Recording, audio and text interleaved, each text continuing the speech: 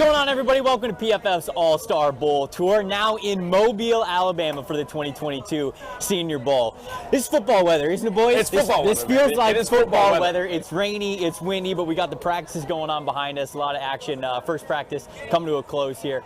I got Mike Renner, Austin Gayle here next to me. Fellas, how does it feel to be back in Mobile? We got the football conditions, trying to stay as dry as possible, as you can see with the jackets and everything, but how do you feel? It's fantastic, man. It's my favorite time of the year to be back, because this is new tape. This is like real deal evaluation. New tape. This is exactly. It's new tape and it's meaningful tape. Every rep out there matters. If you look good this week, then it bodes well for your opportunity, because all these guys that you see on the football field will be on NFL rosters in 8 months, and that's a big part of the evaluation process. Talk to any scout, any GM, seeing guys against the best competition. That is how you know how a guy's going to fare at the next level. I'm a lot wetter than I thought I would be. It's definitely rainy. It's definitely wet, but it's all worth it down in the trenches watching these one-on-ones. You got only a sweater on, man. I got to do something better. You need a raincoat. They're selling raincoats over there. I need to go get one. Hook our boy up. I'll go get one. But down in the trenches, you see the energy here, right? Totally. Winfrey, Oklahoma defensive tackle, firing everybody up after every one-on-one. It's football, and it's been one of the best weeks probably of the offseason so far. Man, a big reason why I think the defensive lines has the energy up here in day 2 of the practices. I think the offensive line is now having to match that a little bit, is because of the coaching staff that we have here. We got the New York Jets coaching one team, high energy. The Detroit Lions coach another, and man, Jets defensive line coach is all over it, getting these guys pumped up from the very first rep. But it's interesting, the Lions have coached this event the third most out of any team in the NFL. The Jets have coached it 4 times before, and so both of these teams is very interesting because they hold a lot of implication in the top 10, and there's going to be some guys that are on the big board here for pick number 2 for the Lions, number 4 for the Jets, number 10 for the Jets. I feel like this event here could have even top 10 implications, especially with these coaching staffs get to see these guys really closely. Yeah, unless you're going for the offensive tackle group, I think Bernard Raymond, the Central Michigan tackle, Trevor Penning, the Northern Iowa tackle, those are the only guys I could really see playing themselves into maybe the top 10 conversation. But outside of that, these guys, those coaching staffs, are going to be probably looking elsewhere for their first picks in the first round. Some of the underclassmen, right? But I do think the coaching staff has approached the week with a ton of energy. I had the Jets defensive line coach showing some of these guys, it's windshield wipers, not piano. When you're He was great. We also had the Detroit Lions coaching staff at the end of a Senior Bowl practice day 1. I've never seen this before, watching Senior Bowls. After the practice, highlighted the best offensive tackle, best edge defender, had them go one-on-one, 3 reps in a row. I thought that was really what you want to see from the Detroit Lions. That was DARIAN, KINNARD, the offensive tackle from Kentucky, and then Jermaine Johnson from Florida State. And Jermaine Johnson, he bulldozed him on the first one. KINNARD came back, he won the last 2, and that's so fun. I love when coaches do those kinds of things. We've seen it in the Shrine Bowl, we've seen it here at the Senior Bowl before. That's really when the energy is up. Mike, you mentioned a guy like Trevor Penning. There's a lot of players here that are top of the position class for PFF on our big boards in our grade. You mentioned Trevor Penning there. We've got TREY McBride, Kenny Pickett, Damian Pierce, the running back, Kirby Joseph, the safety, Roger McCreary from the cornerback group. You've talked a lot about Devontae Wyatt. He's on this list as well. So many highly graded players that, like you said, maybe they're not top 10 players, but we are going to litter the first round with a lot of these guys, and then really those first 3 rounds, there's going to be so many names of these guys here. Yeah, I was counting it up earlier today, and I think you could see up to 12 of these guys sneak into the first round or in the top 40 or so picks. Sure. It is a talented class, because usually, if you are a first round type of prospect, if you are a guy who's already in that mix, you don't come here. You don't risk whatever it is, whether it's dropping your draft stock, whether it's injury, because you have money in the bank. But a lot of these guys out there, like I said, this is surprising that we have so many guys that are in that sort of first round mix out there on the football field. And I've been really impressed with DARIAN KINNARD. I think I'm going to highlight him a bit later, but he's one of the highest graded offensive tackles in the SEC this past year. Some people slotting him in as a guard in the NFL draft, and maybe that's where he ultimately plays, but he showed up, played almost exclusively offensive tackle so far this week. He has a legitimate opportunity to rise up boards. Mike, you mentioned that, hey, if you are for sure top 5, top 10 pick, sometimes you don't have to come to this event, but when it comes to quarterbacks, we're in a trend here where Josh Allen, Baker Mayfield, so many guys have come to this event really wanting to compete, wanting to prove they are the best quarterback of the bunch, and we got 6 guys that all have a lot to prove this week. Kenny Pickett, Desmond Ridder, Sam Howell, Carson Strong, Malik Willis, and Bailey Zappi. We're about a practice and a half in here, but I'm curious what you guys' overall thoughts are about 1.5 practices in with this quarterback group here in Mobile.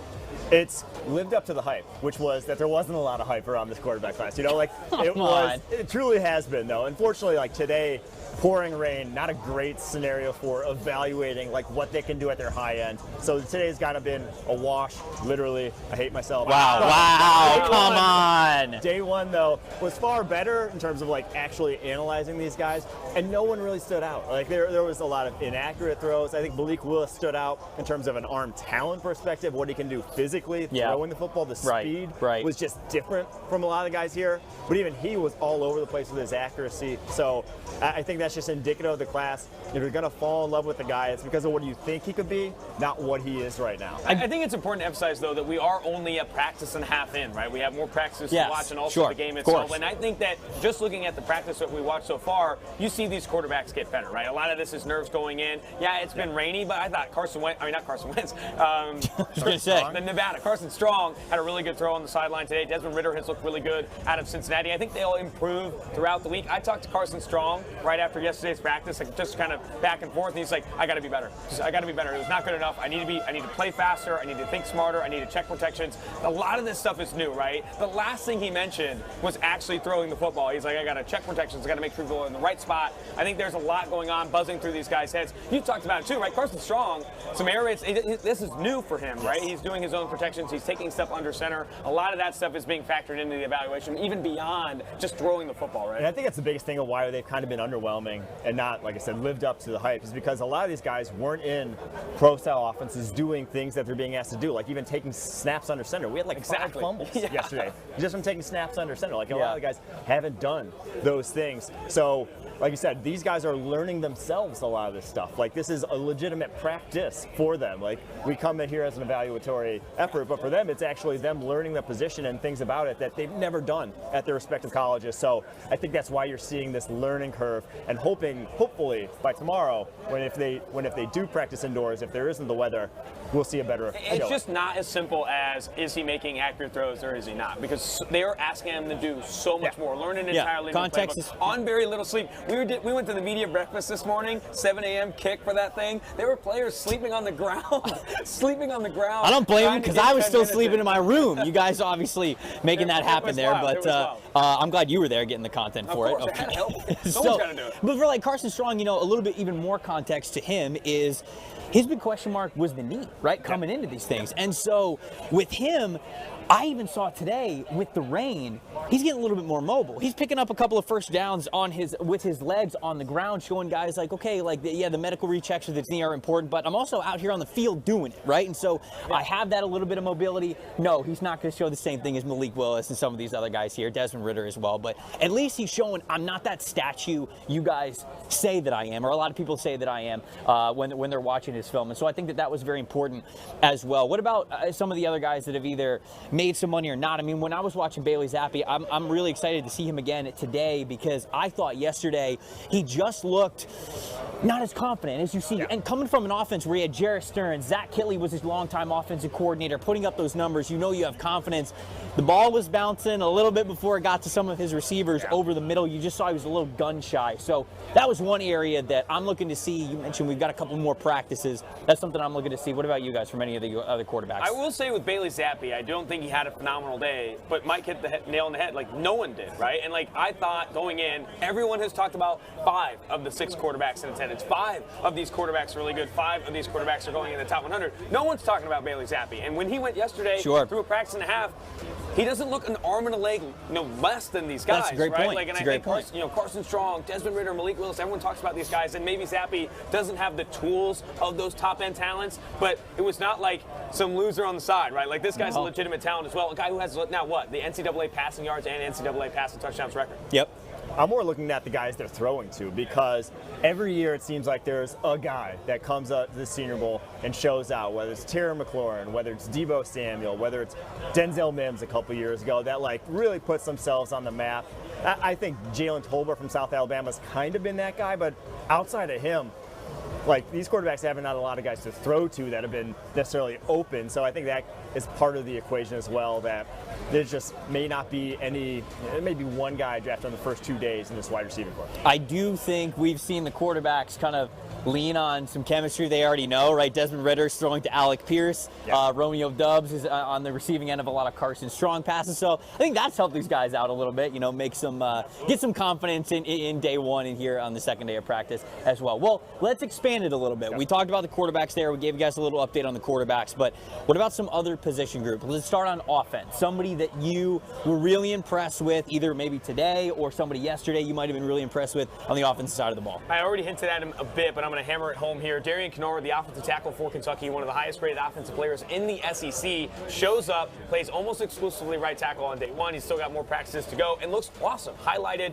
from the Lions coaching staff as easily the best offensive tackle in the one-on-ones. He seems like a Lions coaching staff kind of an offensive lineman. He really does. He's an aggressive dude, a big dude, came in with 34-inch arms, I believe, or even closer to 35. And, you know, everyone talks about arm length with guards and offensive linemen. That's offensive tackle level arm length. I think the athleticism is where there's some concern. I think we were talking to Cole Kublik yesterday, and he mentions that his hand usage isn't there yet. We need to get there, right? He needs to improve, but he's got the size, he's got the nasty, and he already is getting highlighted by the coaching staff as well. No doubt.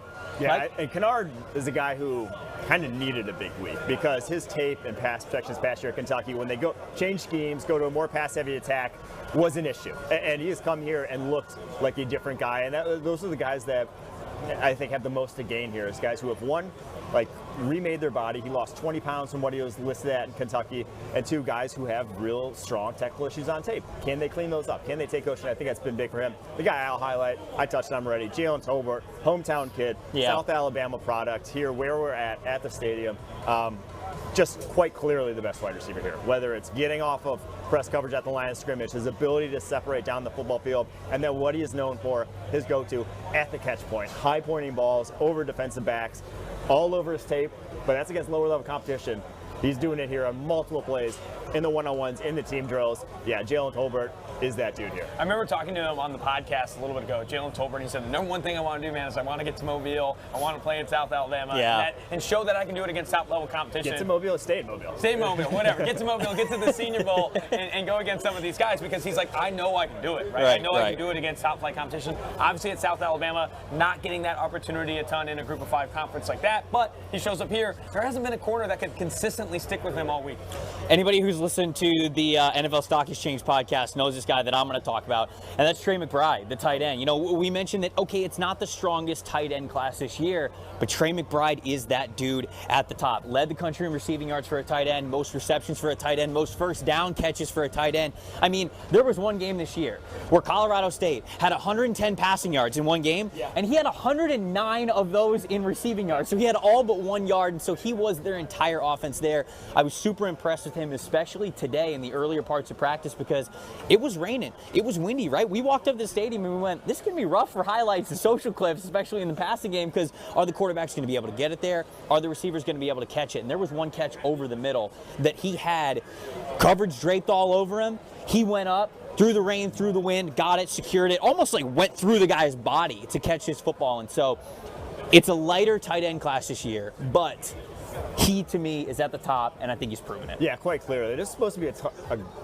talented tight end group, and he himself has separated a clear tier above guys who, like, that was one of the positions everyone was raving about coming into the week.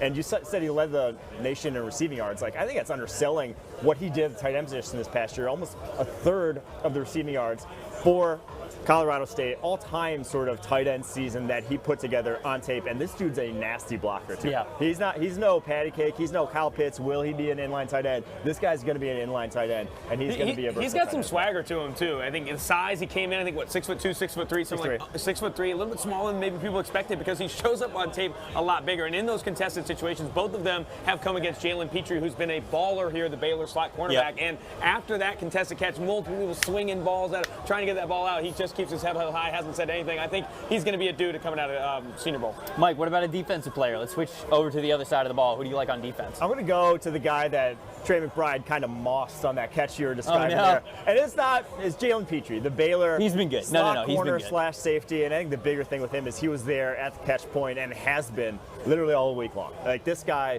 plays at a different speed than the rest of the safeties here, the rest of the corners here. He is, when he sees something and goes, he's getting there. He's getting to the ball.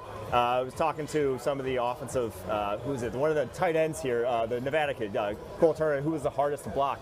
It wasn't any of the linebackers, it wasn't any defensive ends. It was Jalen Petrie trying to find that dude in space because he is electric with what he can do for taking on blocks. If you want this guy to play linebacker, I know he's only 5'10", 196 pounds.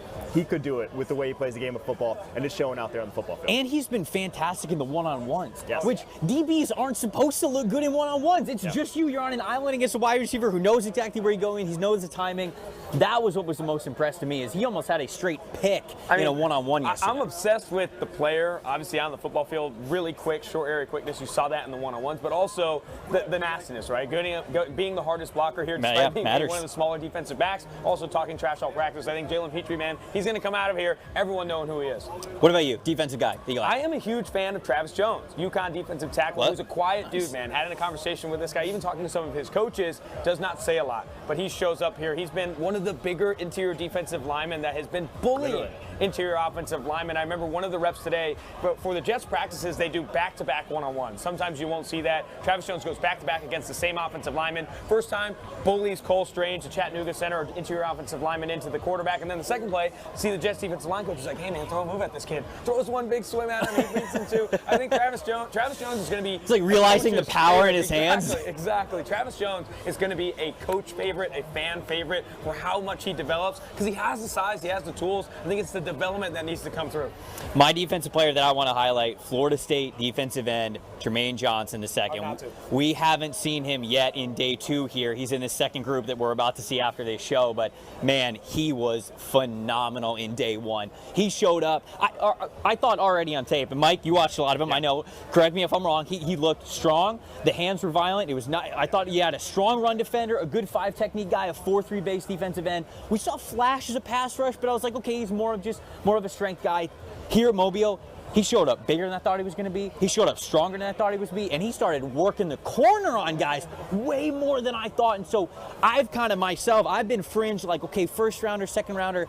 Shoot, if he puts on another day of practice like he did, he is firmly a first-round guy. Yeah, that dude is polished. And the polished guys really show out here because you have so many small school guys that come down here to the Senior Bowl, but it's the guys who's worked their technique consistently. He looks like he could step on an NFL field tomorrow. Yes. And be an impact player right away. Yeah, he has been absolutely fantastic. The other guy, I'm going to cheat, I'm going to shout him out. Perrion Winfrey from today's practice. Oh, yeah, he did. I mean, like, he was, dude, he was awesome. I mean, he was hitting the moves, and I felt like Perrion Winfrey, for an interior defensive tackle from Oklahoma, he could turn the corner really well. I was worried about kind of where the strength was in his game. I felt like he got overpowered a little bit, but today, man, I don't know if it was the Jets D-line coach getting in his face or whatever. It was the blood flowing through him, and he just looked very powerful. He was screaming at Haskell Garrett, the Ohio State defensive tackle. Was like, I need something, Haskell. I need something. I mean, again, I pay maybe too much attention to that. I love the energy and no, that is why you come here. That's why you come here, to realize those kind of little things that you see before and after the plays and all those reps. I mean, you even saw Trevor Penning too. Trevor Penning takes one of the defensive ends into one of the goalposts back there. I think they're gonna fight. I think they were gonna fight. People are getting excited, man. It's good. For everybody who's been fans of Trevor Penning, let me tell you, he's bringing the nasty. Like, that dude is truly bringing the nasty. Almost at a reckless level, but championship weekend, we are doing it again here for Prize Picks for the Super Bowl. First one, Joe Burrow. Had to be with a quarterback, right? 265.5 is the over-under. So we're 2 weeks out. I don't know if this is going to move or not, but as of right now, that over-under is 265.5 in the Super Bowl for Joe Burrow. Where are you guys going with the over-under? I'm leaning under. I bet the over in the Kansas City Chiefs game. He did not go over that mark. He did. Now You're it's right. even dropped. And the Rams defense has the #1 ranked defense according to Pro Football Focus, #2 in EPA per play, and it continues to show out. I think it's going to limit Joe Burrow a ton. I was looking at some of the interior offensive line stuff. Aaron Donald has the highest PFF pass rush grade of any defender in the NFL. And on the interior offensive line, they got 4 offensive linemen with sub 60.0 pass blocking grades. That's the matchup we're going to be talking about for the next 14 days, and it's not going to go well for Joe Burrow. Not a deal. I mean, all the data, whatever, says go under. Says the PFF guy. What are you doing? What are you doing? He's wearing the O-line mastermind tonight shirt. Because Joe Burrow's a different dude. Because Joe Burrow, all the data said they were going to lose the last 2 weeks, though, also. So I am going over Joe Burrow, going to have a day. He's just anti-data. Who are those Anti-PFF. No. You know what? Super Bowl's about fun. I'm here to have fun. Let's hit the over. Let's hit the over, baby. If the Bengals stand a chance, he has to hit the over, right? I actually kind of would have told you that for the championship game, and he went under, and obviously the Bengals won. But I really do think he's got to hit that like 300 passing yard mark. So let's see the best of Joe Burrow in a championship game. Let's have some fun. I'm gonna go with the over here. Next one that you have, second one, Odell Beckham Jr., who I love getting to play in a Super Bowl. I'm very excited about seeing that. 60.5 receiving yards. Had 100 yards this past game for the Rams against the Niners to get into the Super Bowl. Mike, I'm going to start with you. Over under 60.5 for Odell Beckham Jr. Yeah, I think I'm going to go over here as well. I think Lou Anarumo, one of the unsung heroes this Bengals no doubt about it, is going to do everything he can to stop Cooper Kupp, because that is their offense. So he's going to sell out, meaning that's favorable opportunities for Odell Beckham, because the Bengals don't have two good outside corners, shall I say. They have one good outside corner in Eli Apple. Eli Apple might start chirping me on Twitter, but sorry, Eli, you're just not. So if Odell Beckham gets those one-on-ones, if they focus on Cooper Kupp, which, like I said, I think they will, means over 60 yards. Okay. I'm leaning the over as well. I expected that price to probably be closer to 70, 75. Yeah. Even if they do limit Cooper Kupp, or even if they don't limit Cooper Kupp, I think Odell Beckham Jr. does clear the 60-yard mark. Chidobe Awuzie has been fantastic. Mike Hilton has been fantastic. Lou Anarumo in his bag, but 60 is just too low for the Rams in the Super Bowl. I'd be pretty comfortable betting the over on this up until like 80 yards. I agree. So I'm going over as well. I think that this is some easy money for you guys watching the show. Last one, Joe Mixon. Zach Taylor loves him on the early downs. You know he's going to get his work. 60.5 rushing yards for Joe Mixon. He's going to get his volume. He's going to get his carries. I think the only question is, do we think he'll be effective enough to get over 60 yards? From an efficiency perspective, the answer would be no. He has the most first down, early down carries of any running back in the NFL this postseason. Is averaging 3.4 yards per carry when running the ball on first and second down. It has been the demise of the Cincinnati Bengals offense. When it's not clicking, it's because they're running the football to Joe Mixon. But he's going to get the volume. He's always gotten the volume. I think he probably gets closer to 20 carries to clear the 60-yard mark. I think he does that. I think it's under. I think. You think Zach Taylor wakes up? I think Zach Taylor puts it all in Joe Burrow's hands. I think he does at this point in time. Do you really think he does, or do you want him to? This is manifesting. You gotta separate what you want and what's gonna happen out here. The data's gone. Wait, did you wait? No, manifesting under. Okay, he's manifesting the under. Look, I kind of hope it's the under, because then you're right. It goes into Joe Burrow's hands, but I'd go the over. I think I have to stick with Austin here. So those are our thoughts on the over-unders there. You can check out that and so many more over-unders over at PrizePicks.com. If you haven't signed up for an account over PrizePicks, use promo PFF. And if you deposit at least $20 when you sign up, you will get yourself a free PFF Edge subscription. So double win for you guys. You get to listen to our advice, win some money, then get yourself a free PFF Edge subscription as well. Let's round out this show talking about some past Senior Bowl MVPs, and if you look at the list here, it's the positional diversity, it's not there. It's almost always quarterback, as is the regular MVP award. We've got guys like Justin Herbert, Daniel Jones, Kellen Mond from last year's game. We got Dak Prescott from 2016. So it's a lot of big name quarterbacks and some guys that have gone on to have a lot of success. Do we have an early vote for MVP? Again, we're about a practice and a half in here. What do you guys think if you got to cast a vote? I'm going to sway from the data again. He's just been a contrarian today. I'm going to go to a different position, and it's because Jalen Tolbert, the South Alabama wide receiver. Oh, you're going to hometown kid. South Alabama. I don't hate it. Sort of the storyline of that, the goodwill that brings to the community of him getting the MVP. He's bringing the community into because it. it's not. This ain't no vote. This is just the Senior Bowl comes out. So you're saying it's rigged. I'm saying they can choose whoever the hell they want. So you're saying investigate the Senior Bowl MVP. The city rallies behind Jalen Tolbert and votes him in. Okay, what do you think? I'm thinking quarterback, and I'm thinking Desmond Ridder. I think he's been the most impressive so far, the Cincinnati quarterback. And Mike has talked about this, but he's one of the few quarterbacks here that called his own protections at Cincinnati. Is very prepared to do well in this game, right? He's probably thinking the least in a good way here so far, because so many of these other quarterbacks are learning a new system, learning a new playbook. Desmond Ridder comes here. He's with Alec Pierce. He's with Jerome Ford. Myjai Sanders on the defensive side of the ball. I think there's a lot of comfortability for Desmond Ridder to have success. And guess guess what? He's damn good. If I thought the system was rigged, I'd probably say Dameon Pierce because he's from Mobile, Alabama, so we'd also have that. But I'm actually going to go with Kenny Pickett. I think I have to. Look, I'm going to go with Kenny Pickett. I think he's going to look the best. When it comes to the game itself, I think Pickett's going to get those first-team reps. I think he's going to get the first-team offensive line in front of him, the best wide receivers on his team, and I think that he is going to produce the best. He's got – I think he would be – you think he's probably got the most consensus QB1 out of any of the guys here? I know it's kind of all over the place, but for sure. Good one. Good. Yeah, I would say so. I would say the most people have the highest, everyone likes Kenny. Yes. Like everyone. So nobody's got Kenny lower than like 3. Exactly. No one's all over the map. Their opinions are all generally positive about Kenny, whereas Howell all over the map, Ritter all over the map, Carson Strong.